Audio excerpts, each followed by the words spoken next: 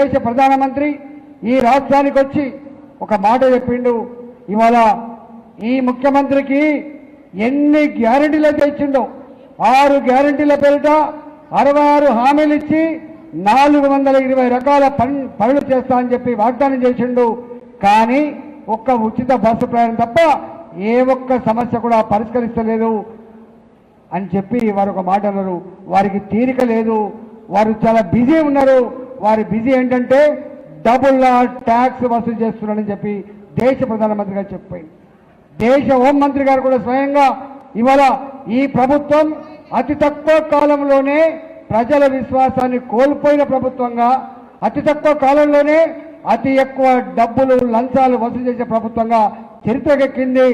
4వ తారీఖు నాడు మళ్ళీ ఫలితాలు రాబోతా ఉన్నాయి. 6వ తారీఖు నాడు కాసుకో అని చెప్పి దేశ హోంమంత్రి గారు చెప్పే పరిస్థితి వచ్చిందంటే ఎంత దుర్మార్గంగా ఈ ప్రభుత్వం కొనసాగుతూ ఉందో మనకు అర్థమవుతా ఉంది. అందువల్ల ఇంతకుముందు వక్తలందరూ చెప్పినట్టుగా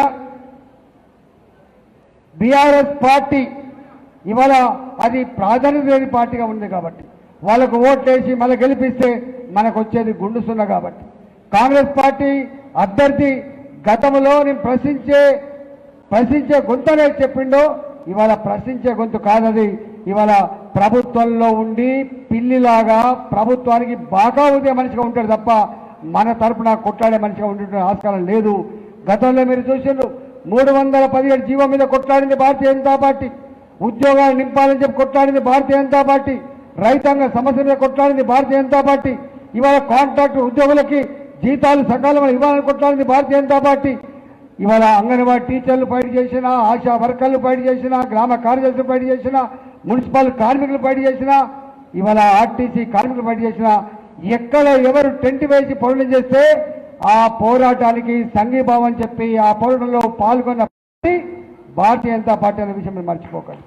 అందుకనే ఇవాళ 42 సంవత్సరాలుగా నమ్మిన సిద్ధాంతం కోసం ఎత్తిన జెండా దించకుండా ప్రజల మధ్యలో ఉండి జీవిస్తున్నటువంటి వ్యక్తి ఇవాళ ప్రేమేందర్ రెడ్డి గారు. ప్రేమేందర్ రెడ్డి గారికి మద్దతుగా ఉన్నటువంటి పార్టీ భారతీయ జనతా పార్టీ. భారతీయ జనతా పార్టీలో మాలాంటి వాళ్ళం కూడా ఉన్నాం కాబట్టి మీలాంటి వాళ్ళ సమస్యలు ఇవాళ అర్థం చేసుకోవడంలో మా మీద ఏ విశ్వాసం ఉందో మాకు తెలుసు. కాబట్టి రాబోయే కాలంలో ఆనాటి ముఖ్యమంత్రి నిరుద్యోగ యువతకి ఒక మాట ఇచ్చిండు. అమ్మ మీద నాన్న మీద భారం పడకుండా ఉద్యోగం దొరికేంత వరకు 3,000 రూపాయలు ఇస్తా అని చెప్పి కళ్ళల్లో మట్టి కొట్టిండు. కాబట్టే ఆనాడు యువత అంతా కూడా తిరగబడ్డ విషయం మీకు తెలుసు. ఇవాళ మళ్ళీ ఈ ముఖ్యమంత్రి గారు 4,000 రూపాయలు ఇస్తా అని చెప్పిండు. ఇంతవరకు దాని ఊసు లేదు. వాటితో పాటుగా అనేక హామీలు ఇచ్చిండు. ఏ ఒక్క హామీ కూడా అమలయ్యే పరిస్థితి లేదు. చివరికి ఆయన చెప్తున్న మాట ఏంటంటే కేసీఆర్ గారు మాకు లంకె బిందెలు ఇస్తారని చెప్పి అనుకున్నా, కానీ ఖాళీ కుండలు చిప్ప చెతికిచ్చిండు అని చెప్పి రాష్ట్ర శాసనసభలో రాష్ట్ర ఆర్థిక పరిస్థితి గురించి వివరించినంటేనే ఇవాళ రేవంత్ రెడ్డి గారు ఒక్క హామీ కూడా అమలు చేయగల దమ్ము లేదు. ఎన్నికల ముందు నేను చెప్పినా, అయ్యా నేను మాజీ ఆర్థిక మంత్రిగా ఈ ఆర్థిక స్థితిగతులన్నీ తెలిసిన వ్యక్తిగా చెప్తా ఉన్నా, ఇన్ని గ్యారంటీలు ఇస్తా ఉన్నావు, 2 లక్షల రూపాయలు రుణమాఫీ అంటా ఉన్నావు, మహిళలకి 2,500 రూపాయలు ఇస్తా అంటున్నావు, పెన్షన్లు 2,000 బదులుగా 4,000 ఇస్తా అంటున్నావు, కళ్యాణ లక్ష్మిలో తులం బంగారం ఇస్తా అంటున్నావు, ఎక్కడి నుంచి తెచ్చిస్తావు మాకు అర్థం కావట్లేదని చెప్పి అన్నాడు. మాట్లాడితే ఆనాడు మా గురించి పట్టించుకోకపోవచ్చు. మొన్నటి వరకు ఆర్థిక మంత్రి కూడా హరీష్ రావు గారు కూడా ఒక మాట అన్నాడు, ఒకవేళ కనుక మీరు ఇన్ని హామీలు పక్కకు పెట్టు, ఒక్క రైతులకు 2 లక్షల రూపాయల రుణమాఫీ కనుక చేస్తే ఇవాళ అమరవీరుల స్థూపం దగ్గర నా రాజీనామా పత్రాన్ని సమర్పిస్తా, శాశ్వతంగా రాజకీయాలు తప్పుకుంటా అని చెప్పి మొన్నటి వరకు పనిచేసినటువంటి ఇవాళ హరీష్ రావు గారు మాట్లాడు. అంటే అర్థం ఏంటంటే ఇవాళ ఎన్ని హామీలైనా ఇచ్చి ఇవాళ అధికారమే పరమావధిగా ఇవాళ కుర్చీ మీద కూర్చున్న వ్యక్తి రేవంత్ రెడ్డి గారు. కాబట్టి రేవంత్ రెడ్డి గారు బలపరిచిన కాంగ్రెస్ పార్టీ బలపరిచినటువంటి అభ్యర్థి ఇవాళ ఏం చేస్తారో మనకు అర్థం కావాల్సిన అక్కడ ఉంది. కాబట్టి ఇవాళ దయచేసి పట్టభద్రులుగా మీ సమస్యల మీద రేపు 4,000 రూపాయల వృత్తి ఇచ్చేంత వరకు మీరు ఆందోళన చేస్తే ఆ ఆందోళనలో భారతీయ జనతా పార్టీ ముందు భాగం ఉంటుందని చెప్పి మాట ఇస్తున్నాం. ఇవాళ 2,500 రూపాయల వృత్తి మహిళలకు ఇవ్వాలని చెప్పి ఆందోళన చేస్తే దానికోసం గల్లాపట్టి ప్రభుత్వాన్ని అడిగేటువంటి బాధ్యత మాకేమని చెప్పి అడుగుతా ఉన్నా. రైతాంగానికి 500 రూపాయల ఇవాళ బోనస్ ఇస్తా అని చెప్పిండ్రు. ఇవాళ సన్న బియ్యం అని చెప్పి సన్నవడ్లు అని చెప్పి మళ్ళీ అబద్ధం ఆడే ప్రయత్నం చేస్తున్నారు. ఆ సమస్య మీద మళ్ళీ మేము బయట చేస్తాం. ఒక్క మాటలో చెప్పాలంటే ఈ గడ్డ మీద ఈ ప్రభుత్వం ఇచ్చిన హామీలు అమలు చేయకపోతే ఆ ప్రభుత్వం లేకుండా తీన్మార్ మల్లన్న మీద ఆయన పేరు ఆర్ఎస్ ప్రవీణ్ కుమార్. ఇక ఆయన కథ అయినది నేను గతంలోనే చెప్పిన రాజేందర్ అని ఇప్పుడు గుర్తు చేసింది. కానీ ఆయన బిఎస్పీలోకి వచ్చినప్పుడు ఈయన రాలేరో వాడు దోలినరో అని చెప్పిన. ఎట్లా చెప్పిన అంటే నాకెట్లా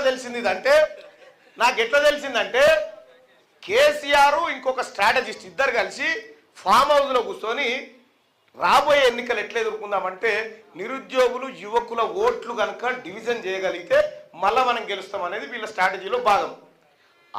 ఆ స్ట్రాటజీలో ఉన్నటువంటి వ్యక్తికి సంబంధించిన కొన్ని ఇంప్లిమెంటేషన్ స్ట్రాటజీలు మేమే చేస్తూ ఉంటాం. ఇక్కడ ఆయన వచ్చి ఎవరుంటే బాగుంటుంది ఎవరు దొరుకుతారంటే ఆర్ఎస్ ప్రవీణ్ కుమార్ అని చెప్పిన. అది నాకు అసలు మ్యాటర్ చెప్పలే. ఎవరు ఇన్ఫ్లుయెన్స్ చేస్తారంటే ఈయన అనగానే ఈయనను ఎత్తుకొని పోయారు. ఈయనను ఎత్తుకొని బామోజు పోయారు. నీ గుండె మీద నీ గుండె మీద వచ్చేసి చెప్పు, నువ్వు బామోజుకు పోయి డీల్ చేసుకున్నావా లేదా?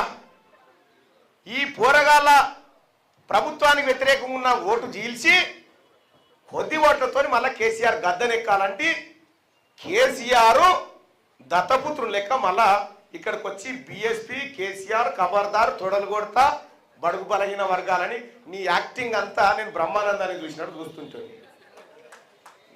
వాళ్ళకి తెలియకపోవచ్చు కానీ నాకు తెలుసు. ఆఖరికి ఏం చేసి నెరికేనా, నేను ఈయన తమాషా చూసుకుంటుంటే మేడ్చల్లో నేను టికెట్ అభ్యర్థించినప్పుడు కాంగ్రెస్ పార్టీ వేరే వాళ్ళకి అకామిడేట్ చేసినప్పుడు ఈయన నా కోసం ఆ సీట్ ఆపుతా ఉన్నాడు. వస్తున్నాయేమో నేను ఎందుకు వస్తా నాకు తెలియదా? ఈయన లలిత కళలు బాజప్తా కాంగ్రెస్ పార్టీకే ఓటేయమని చెప్పిన. ఎందుకంటే ఈ రాష్ట్రంలో అధికారంలోకి రావాల్సింది కాంగ్రెస్ పార్టీ అని చెప్పి. ఇంకా నేను ఆ రోజు వివరించిన పాత వీడియో చూడరి. ఈయన ఐపీఎస్ ఆఫీసర్ నుంచి రిజైన్ చేసి రాగానే ఈయన మీద కేసు పెట్టించుకుంటు. చిన్నది మోతాదు గింతే ఉంటుంది కేసు. అది ఏది మన డాక్టర్ సూది ఇచ్చిన దానికంటే చిన్నది. ఇంకా అవి ఆ కేసు పెట్టించుకొని నా మీద కేసు పెట్టినట్టాడు. ఇవో నీ డ్రామాలు మాకు తెలివయా. ఇక ఆయన వచ్చి ఏమంటాడు, తీన్మార్ మల్లన్న మీద 56 కేసులు ఉన్నాయి అంటాడు. ఆయనే వచ్చి క్యూ న్యూస్ స్టూడియోలో నిలబడి కేసీఆర్ను అరే సన్నాసి కేసీఆర్ తీన్మార్ మల్లన్న కడిగిన ముత్యంరా, ఆయన మీద గిన్ని అక్రమ కేసులు పెడతావరని ఇదే ఆర్ఎస్ ప్రవీణ్ కుమార్ అన్నాడు. నన్ను కేసీఆర్ జైలుకు తోలితే మా ఇంటికి పోయి వచ్చాడు అమ్మ మేమున్నామని. మళ్ళీ ఇప్పుడు ఏమంటాడు, గిన్ని కేసులు నేను మల్లన్న మీద అంటాడు. నేను గంట వర్కౌట్ చేస్తే నీ దుకాణం బంద్ అవుతుంది, మూసుకొని కూర్చోవు. నాకు తెలియకుండా ఏం జరగలే. కానీ రెండో విషయం ఏం చెప్తా ఉన్నంటే, సోదరులారా, తీన్మార్ మల్లన్న మీద కేసులు ఉన్నాయి. ఎందుకు? ఈ ప్రజల హక్కుల కోసం అడిగినందుకు, ఈ పిల్లలకు ఉద్యోగాలు ఇవ్వమన్నందుకు అడిగినందుకు, వీళ్ళకు సరైన సకాలంలో జీతాలు ఇవ్వమన్నందుకు నా మీద కేసులు పెట్టాడు. సరే 20 కేసులు ఉన్నాయి. నేనంటే ప్రజల కోసం పోరాడి చేశాను. నీ చెల్లి ఎందుకు పోయింది జైలుకు? ఏ బార్డర్ల కొట్లాటకు పోయింది? సైనిక యుద్ధాన్ని చేసిన అది సారదంద చేసిపోయింది. నీ చెల్లె పోయిన పోకడకు ఆమెనంట కడిగిన ముత్యం అట. కేసీఆర్ అంటాడు ఆమె కడిగిన ముత్యం అంటాడు. నువ్వు కడిగిన ముత్యమా మరి దేంతో కడగాలో మీరే చెప్పాలి. మళ్ళీ అదే సార పోసి కడగవలసి వస్తాడు. ఇల్లంతా దొంగల ముఠ. కేసీఆర్ ఇల్లంతా దొంగల ముఠ. మా రాజేందర్ అన్న చెప్పినట్టుగా టేపులు పెట్టుకొని కాదు, ఇక్కడనేమో టేపులు పెట్టుకొని గజాలల్లా, వాళ్ళేమో గొలుసులు పెట్టుకొని తిరిగిరు. పెద్ద గొలుసులు పెట్టుకొని తిరిగి హైటెక్ సిటీ చుట్టూ ఎక్కడికక్కడ దోపిడీ చేసిరు. మీసం మెలెత్తాడని మీసాలే లేవు వాళ్ళకి. ఇగో ఇటువంటి డైలాగులు కొట్టి జనాన్ని అనేకమైనటువంటి కన్ఫ్యూజన్కి. తీన్మార్ మల్లన్న మంచోడా కాదా ఈ జనాన్ని అడిగితే తెలియరా? ఈ హనుమకొండ చౌరస్తా కాడికి వస్తావా? కేసీఆర్ నువ్వు పోతానా నేను పోతాను, నిలబడదాం, ఓ చెప్పాడ పెడదాం. వక్ఫ్ బోర్డు భూములు కూడా మింగితివి. ఆఖరికి అల్లాను మింగిండు, రాముని మింగిండు, ఏసుక్రీస్తుని కూడా మింగిండు కేసీఆర్. దేవుళ్ళని కూడా మింగిండు. నేను మొర్రో మొత్తుకున్నా, కేసీఆర్ జర ఆత్మ పరిశీలన చేసుకో అని చెప్పిన. ఆత్మ పరిశీలన ఎక్కడ? అహంకారం. ఇప్పటికి కూడా ఇంకా అహంకారం దిగుతలేదు. ఏమంటే ప్రజలే తప్పు చేసిరా, మాదేం పోయింది అంటుడు. ఇప్పుడైనా కోట్లు లేకపోతే ప్రజలు తప్పు చేసినట్ట. మా నాయన రాజేంద్ర గెలిస్తే ప్రజలు తప్పు చేసిరు అంటుడు. సిగ్గుండాలి ఏమన్నా చెప్పిద్దానికి.